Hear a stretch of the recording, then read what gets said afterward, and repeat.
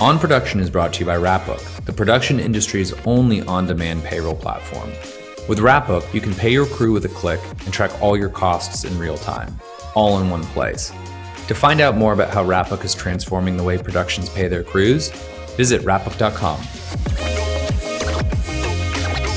Welcome to On Production, presented by Wrapbook. Today, I am thrilled to host Jon Stahl, who is a versatile creative who transitioned from being a writer's assistant in top writers' rooms across the industry to founding Prolog, a platform designed to enhance the workflow in creative development. Jon's journey spans pivotal roles at NBC, Nickelodeon, HBO, and Fox before sort of diving into a UX design and technology career. And he's contributed to companies like Writer Duet and Light Iron, and he's now at the helm of Prolog. So Jon aims to sort of transform the creative process for film and TV development, and I'm really excited to kind of dive into his journey and learn some insights on what that journey's been like for him. Welcome to the show. Amazing. Appreciate you inviting me on, Cameron. So I want to know, Jon, can you walk me through your transition or even sort of your origin story of getting into a writer's room? Tell us about working in a writer's room at the highest level like you have, and then the transition sort of into technology and entertainment technology. I actually started before being in the writer's room. I started working in production. So I started in New York on a feature film. I ended up on a TV show that shot in Stamford, Connecticut. And I only got into a writer's room in 2015 because I had a connection. And that's kind of the way that it works in Hollywood. It's like you need to know someone in order to get into the room. And I managed to wriggle my way into the writer's room of a one-season show called Mr. Robinson that started in 2015. And from there, just kind of rode that train. And I got another writer's assistant gig. I turned that into a script coordinator gig. Ended up in the writer's room of Veep, which was at the time my favorite show. Worked on the final 2 seasons of Veep, which was a really intense, fun, wild experience. And it taught me so much about how great stories are told, how great comedy is written. After that, I moved into the writer's room of a show called Housebroken on Fox, where I ended up writing the 9th episode of the 2nd season with my writing partner. And that was an amazing experience as well. It was an animated show, and so we got a lot of time with talent. We got a lot of time in the edits, in the design sessions, got to give feedback on, our episode, not just from the perspective of the writing and the script, but also the actual production of what was being made. So that was an incredible experience. We got to work with incredible, really high-level talent, Lisa Kudrow, Will Forte, Jason Mantzoukas, like big names. And we were like in the same recording sessions as them and giving them notes on the reads. It was really something special. I love Veep. I think it's one of the funniest shows I've ever enjoyed, maybe second to Nathan For You or anything Nathan Fielder does, in my own personal opinion. But what was that like? Veep, I mean, it was like I said, it was very intense. Like by the time that we got to production, it was, there were very few days where we weren't doing like a rewrite after we had already blocked a scene. So I hope I'm not giving away too much, but it's a few years past. We had mostly set days on set in the studio, and the writer's room was whatever, a 5-minute walk away from set most days. And so how it went for, I would say like 60 or 70% of shooting days was we would block a scene with the director. We would walk through the scene, and, Dave or Julia or someone else would comment, say, something's not working here. We need a little extra. This scene feels a little flat. This part doesn't work. Whatever it was, and we would have to like go back, run back to the writer's room, write an entirely new scene. I mean, ended up being like so many scenes ended up being 80% rewritten, and then deliver them to, directors, other actors, producers on set, and say, okay, here's the new scene. Let's block it and shoot it. On top of that, the fact that we had countless probably thousands of alts, like alt jokes that we would have to keep track of, and we would shoot the ones that actually ended up working. That was a really wild experience, and I had more than my fair share of overnights, 20-hour days, 100-hour weeks, just because it was such a big production. And it really was one of the best educational experience I've ever had in my career, learning from these top level writers on how great comedy is written, how notes should be given, how, drafts should be written, the things not to do, the kind of like procrastination that ended up happening a lot of the time. And so it was incredibly educational. It was incredibly rewarding experience. Well, some of this, I mean, you did pivot a bit, not entirely, but you started getting into UX design and entertainment technology. What led you there, and what led you to founding Prolog? Around 2021, I started to see the writing on the wall that the number of opportunities for, I guess, early career writers was just growing smaller and smaller. And, reasons that I kind of like internalized but never vocalized, I knew I had to try something else and try my hand at something else, because I knew that I had a lot of ambition and drive and creativity to give, and it wasn't necessarily being utilized to its full capacity as a writer's assistant script coordinator. And I talked to a bunch of people, and I tried my hand at coding. I taught myself Python in 2021. And, I learned the syntax, and then when I tried to like actually implement code, it was not for me. It was a lot of, it wasn't the right type of creativity. And I talked to a bunch of people, and UX design kept on coming up. And I got curious about it. I learned a little bit more about what it was, and it appealed to me because I've always really loved well-designed software, well-designed products, not just hardware and not just software, hardware, software integration between the two. Well-designed products really like impress me, and anything that lets me do my job better, I appreciate it. And so I was instantly intrigued by that and wondering how stuff got made, how these digital products got built. So I enrolled in a boot camp at Springboard, which was a great experience. It was a little more unstructured than I was expecting it to be, but ended up graduating in 2022. And by then I had already kind of begun working at Light Iron in kind of an intern sort of capacity, helping them with the build of an automated dailies platform that they're still working on. And I also was in touch with Guy Goldstein over Writer Duet. And I've been using Writer Duet for years, so I've known Guy for a decade. And he was looking for someone to help out with kind of the UX of another platform he was building, and brought me in.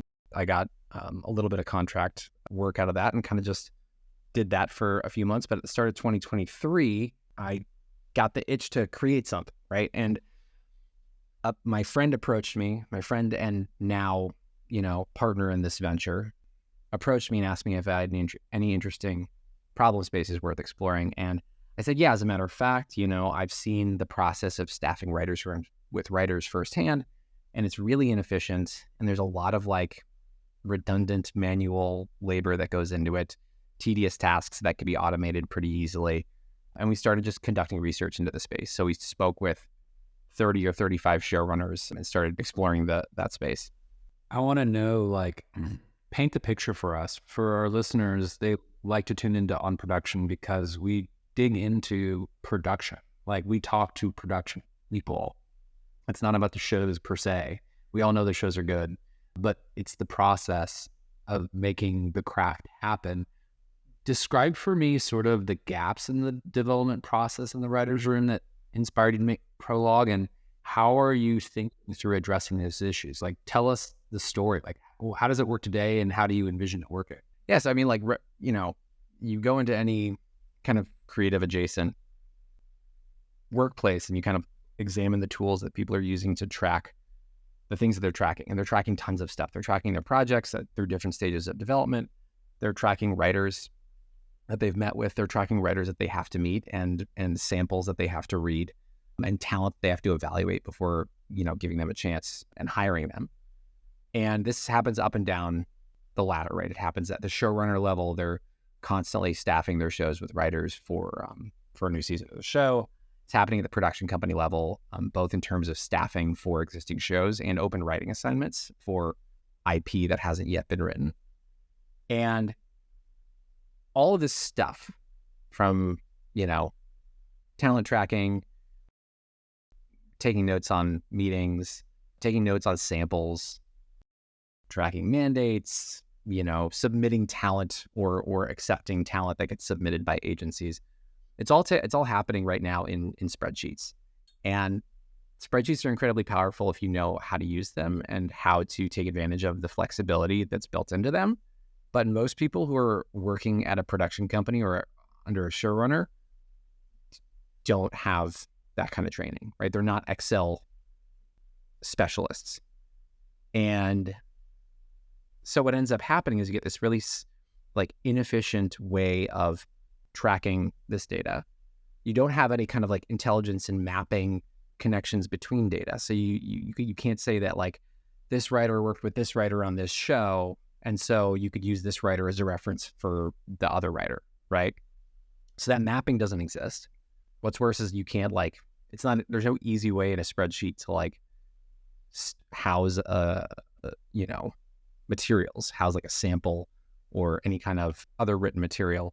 You have to link to it and then find it in the Dropbox, or worse, you don't know where it is and you just go searching through old emails. And that's something that came up over and over and over again when we were talking to showrunners, is that process of getting an email from an agent, having the showrunner's assistant copy and paste all the information into this spreadsheet, losing track of where the sample was that was attached to this one particular writer, having to go back into the email, search through hundreds of emails. And this is all in the middle of a process that takes anywhere between 4 weeks and 8 weeks and is incredibly hectic and chaotic. And there's a bunch of other stuff going on. And, we just knew that that wasn't the optimal way of doing things. And we could build something that was smarter, better, allowed for more automation and less kind of tedious administrative work. So John, I got to know, from doing that research, can you elaborate on some of the key features of Prolog and really how you feel like they enhance the workflow for folks in writers' rooms in the creative development process?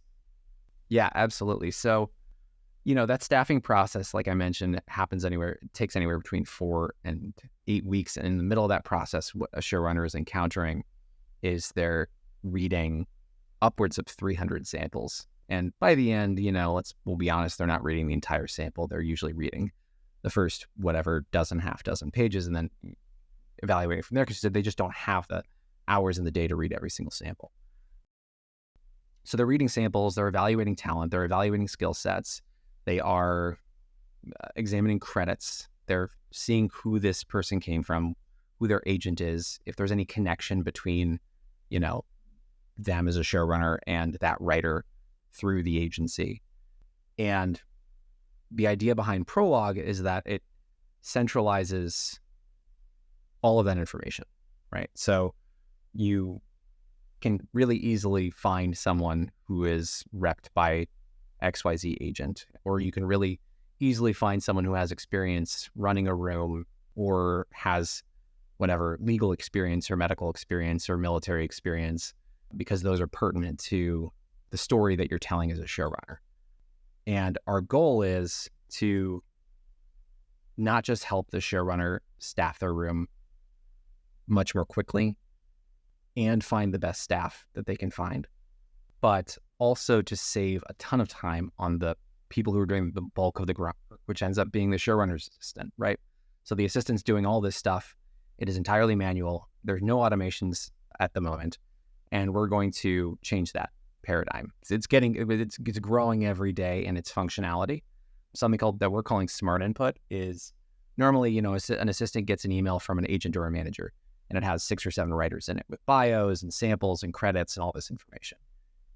And how it works in the old way of doing things is people would just take that information, copy it, and paste it into the spreadsheet, and then find a place for the samples to house them and store them somewhere else. Instead, what Smart Input does is you take that same email, no matter how it's formatted by the agent, and you forward it to a specific Prolog email address, and it automatically gets ingested by the system. So we're basically leveraging, generative AI, natural language processing to automate that input process and save literally hours of time every week for these assistants who don't want to be doing this data input. They want to be doing creative things. They want to be giving notes on scripts, and they want to be helping the showrunners be more creative. So John, I think that's an important thing to talk about there. So which is the impact of technology. I mean, like I've been having a number of discussions with software entrepreneurs in the entertainment industry, and obviously technology is what we live and breathe all day, but almost within the framework of sort of existing paradigms. And obviously there's been a tremendous amount of media attention on generative AI. You just mentioned it yourself, but even outside of that paradigm, there's always a new sort of wave of technology emergent. How do you see technical advancements influencing specifically the creative processes in film and television that you've been so focused on, which is in the writer's room, and how it kind of relates to the staffing up and the reviewing of these materials across the network that you're aiming to really build and dig into? One of the things that we have planned, and this is not yet part of the product, but one of the things that we have planned is integrating automations in summarizing and evaluating scripts. So just like showrunners are going through dozens of samples, hundreds of samples to review candidates, production companies and studios are also going through those types of materials to evaluate projects to bring under their roof, and also evaluate talent the same way that showrunners do. And there are tons of ways that AI can help that process unfold. And so I think one of the things that we're most excited about is leveraging there are several actually out there, platforms that do automated coverage. From our perspective, it's more exciting from the side of summarizing the materials and potentially providing examples of comparable projects, as well as character breakdowns, stuff that has to get done, but isn't necessarily as creative as say, like evaluating the script and giving your notes on what you thought of the script, right? Because we think that that's going to be, for a long, long time, the domain of human beings, and it should be, right? Because the reason that you hire someone to work at a production company in a development capacity is to provide, using their experience, provide feedback on creative materials that come in and creative talent that comes in. And that's the reason they're there, right? You don't want AI doing that stuff because there's no point, right? But what AI is really, really good at is that kind of summarizing thing. And there are several tools on the market that provide that automated coverage experience. And, not to like hoist one above the other, but we've been speaking with Guy over at Writer Duet. He's got screenplay IQ, and I've tried it with a number of my own, pilot scripts that I've written, and it is very accurate. It is kind of uncanny in its comprehensiveness and how comprehensive it is at providing summaries of the material. Plan is to partner with Screenplay IQ or some other platform that provides that sort of that experience, just to save people so much time. Because after you've read something, or even before you've read something, it is so valuable to have a log line and a synopsis generated automatically, because that is just, it is necessary, but for the most part, it's redundant work because you've already read the materials and you know what it's about. It's just getting all those thoughts down on paper. It's a process that takes hours and hours. And so we're hoping to get that down to minutes, and then leaving the creative aspect, the analysis, the consider, recommend, pass to people that were hired at the company. I think that's at technology's very best. That is its promise, is to enable and really enhance the capacity for people to shine with their creativity, their imaginative nature, and to really build more access for people to be publicly creative. I think just more tools for creative people makes the world more interesting and weird and wonderful. So that's really awesome. I am curious, broadening that scope out beyond Prolog. I'm curious, the industry from your vantage point as a writer. You've been on set, you've seen it before, you've You've worked at technology companies sort of along the spectrum of the release cycle of productions. Going a little bit broader, how do you see sort of advancements influencing the creative processes in entertainment? Yeah, I mean, I think generative AI is incredibly powerful, and there's a lot of fear surrounding it because a lot of people don't understand exactly how it works. I mean, some creators of generative AI don't understand exactly how it works because there's so much going on under the hood that it ends up being a little bit of a black box. And so there is kind of an inherent fear surrounding it. I've heard everything from writers saying, oh, this is going to take our jobs, to it's never going to amount to anything or be able to write anything great, to anything in between. I'm very optimistic about what it means for creatives. I think people are going to use it as a tool. I think people are going to leverage the power of generative AI to brainstorm and to bounce ideas off of someone else. The thing that generative AI ends up doing in terms of the creative process, in my experience, is unless you're like a brilliant prompter, which is going to end up being like its own thing in the writing world eventually. Unless you're a brilliant prompter, it ends up like generative AI that I've played around with and I use it quite a bit, ends up sanding off the rough edges and making things, I guess, in an attempt to make things more mainstream or digestible, smoothing things down to like almost the lowest common denominator and the most like easily packageable piece of material, right? And that's kind of what it's made for, right? It's a prediction engine based on countless amounts of data that already exists. And generally what it does is, in my experience at least, it finds kind of the average between that data, and that average ends up being like the most vanilla kind of boring stuff that can be generated, right? It's never going to, I mean, I'm not saying never. That's actually probably not true, because never say never when it comes to technology, but at least for the foreseeable future, having it independently write something truly groundbreaking and wonderful and eye-opening is just not in the cards, because first of all, it requires external input. It requires someone to provide prompts. And so whatever it's going to end up producing is going to be a result of someone else's creativity or someone else's imagination, right? So it's never going to, like, again, shouldn't use the word never, but for the foreseeable future, I don't think that it's going to be able to independently overtake writers as a mechanism of creative production. I think it's a super interesting and maybe even wise answer to the question. I appreciate that. I have spent some time thinking about it, but probably not enough. So let me ask you this, Jon, before we kind of conclude here. Where can listeners learn more about Prolog and learn more about your journey and maybe engage further if they're curious about exploring the product, and especially if they're writers? Yeah, absolutely. Well, I'm kind of an open door. I love meeting new people. I rarely refuse someone approaching me, especially if they're from the entertainment industry.